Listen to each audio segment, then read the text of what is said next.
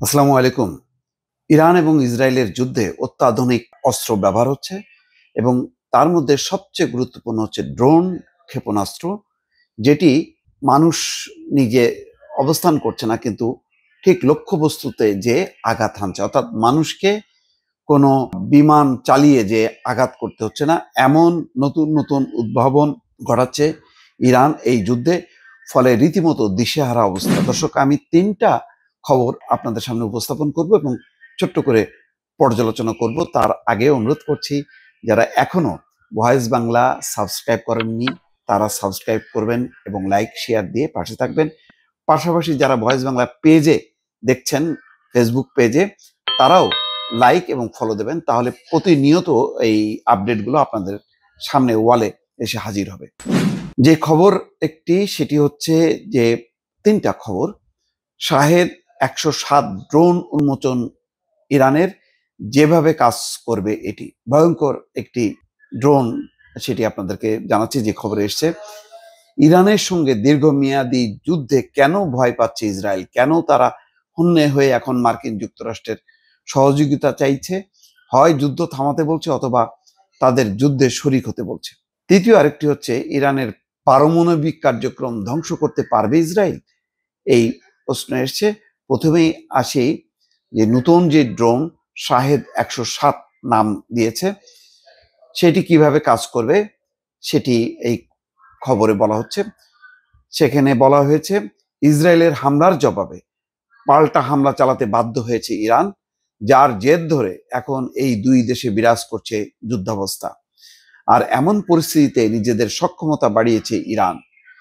ইসরায়েলকে আক্রমণ করতে সক্ষম এমন আত্মঘাতী ড্রোন উন্মোচন করেছে দেশটির রেভলিউশনারি গার্ড কর্পস IRGC, যার নাম শাহেদ ১০৭। খবর তাসনিম নিউজে। IRGCর নতুন যেই প্রধান, তাকে হত্যা করেছে বলে জানাচ্ছে ইসরায়েল, যদি ইরান এখনো এ ব্যাপারে মুখ খোলেনি। তার মানে বুঝতে পারছেন যে এই বাহিনী ভয়ঙ্কর একটা বাহিনী, যে কারণে ইসরায়েল টার্গেট করেছে। যেই দেশকে বলা হয় শিকারী রাষ্ট্র, তারা শিকার করে, অর্থাৎ তাদের গোয়েন্দা দিয়ে একদম টার্গেট করে করে তারা হামলা চালায় এবং হত্যা করে।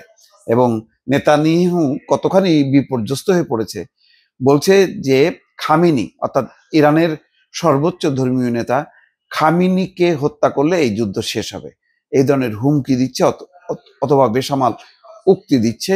পরিস্থিতির কতটা ভয়াবহ সেটি নিশ্চয়ই অনুধাবন করতে পারছেন দর্শক। শত্রুর লক্ষ্যবস্তুতে আত্মঘাতী অভিযানের জন্য ব্যবহৃত হবে এই মানুষ্যবিহীন বিমানবাহী জাহাজটি। ফলে ইসরায়েল সেই ড্রোন ঠেকালেও ইরানের কাউকে হামলার শিকার হতে হবে না। অর্থাৎ মানুষ্যবিহীন বিমান চলবে, ড্রোন, সেটি যে হামলা করবে, সেটা যদি ঠেকাতেও পারে ইসরায়েল, তাতে কোনো মানুষের ক্ষয় হবে না, অর্থাৎ সেখানে কোনো পাইলট থাকবে না, সেটা কোনো চালক থাকবে না। চালকবিহীন বা মানুষ্যবিহীন ড্রোন এটি। সোমবার এমন ড্রোন উন্মোচন করেছে IRGC। শাহেদ ১০৭-এর ছবি থেকে বোঝা যায় এটি একটি পিস্টন ইঞ্জিন দিয়ে সজ্জিত ড্রোন, যা ১৫০০ কিলোমিটারের বেশি পরিসরে উড়তে সক্ষম, অর্থাৎ ১৫০০ কিলোমিটার দূরে যেও আঘাত হানতে পারবে। সম্প্রতি প্রকাশিত ছবিগুলোতে শাহেদ ১০৭-এর মতো একটি ইরানি ড্রোনকে দখলকৃত অঞ্চলের উপর দিয়ে ইসরায়েলি সরকারের অ্যারো-৩ বিমান প্রতিরক্ষা ক্ষেপণাস্ত্র ব্যবস্থার দিকে এগিয়ে যেতে দেখা গেছে। আর এটি যদি সত্যি হয়, তবে নতুন এই ইরানি ড্রোন ইসরায়েলের বহু স্তর বিশিষ্ট বিমান প্রতিরক্ষা ব্যবস্থার ক্ষমতা ভেদ করবে, যা এই যুদ্ধে নাটকীয় মোড় ঘুরিয়ে দিতে পারে।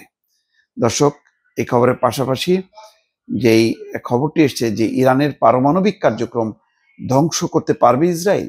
ইরানের পারমাণবিক স্থাপনা ধ্বংস করা ইসরায়েলের একার পক্ষে সম্ভব নয়, এজন্য তাদের যুক্তরাষ্ট্রের সামরিক সহায়তা দরকার। কাতার ভিত্তিক সংবাদ মাধ্যম আল জাজিরাকে এমনটাই জানান ওয়াশিংটনের গবেষণা প্রতিষ্ঠানের স্টিমসন সেন্টারের জ্যেষ্ঠ সদস্য বারবারা স্লাভিন বলছেন, ইসরায়েলিরা তাদের ঘোষিত লক্ষ্য অর্জন করতে পারেনি। তাদের লক্ষ্য ছিল ইরানের পারমাণবিক কার্যক্রম ধ্বংস করা, কিন্তু তারা সেটা করতে পারছে না যুক্তরাষ্ট্রের সহায়তা ছাড়া। তিনি বলেন, এখন আমরা যা দেখছি তা হলো ইসরায়েল এক ধরনের চাপ দিচ্ছে যাতে যুক্তরাষ্ট্র এই বিষয়ে হস্তক্ষেপ করে। অন্যদিকে খবর আসছে যে ইরান দ্রুত বিশ্ব কূটনীতিতে ফিরে আসার কথা বলছে। দর্শক, এই হচ্ছে পরিস্থিতি এবং বোঝাই যাচ্ছে যে ইসরায়েল একটা কঠিন সংকটে পড়েছে। তারা আঘাত করেছে আগে আঘাত করে এখন বিপদে পড়েছে। এখন ইরানকে তারা কোনোভাবেই সামাল দিতে পারছে না।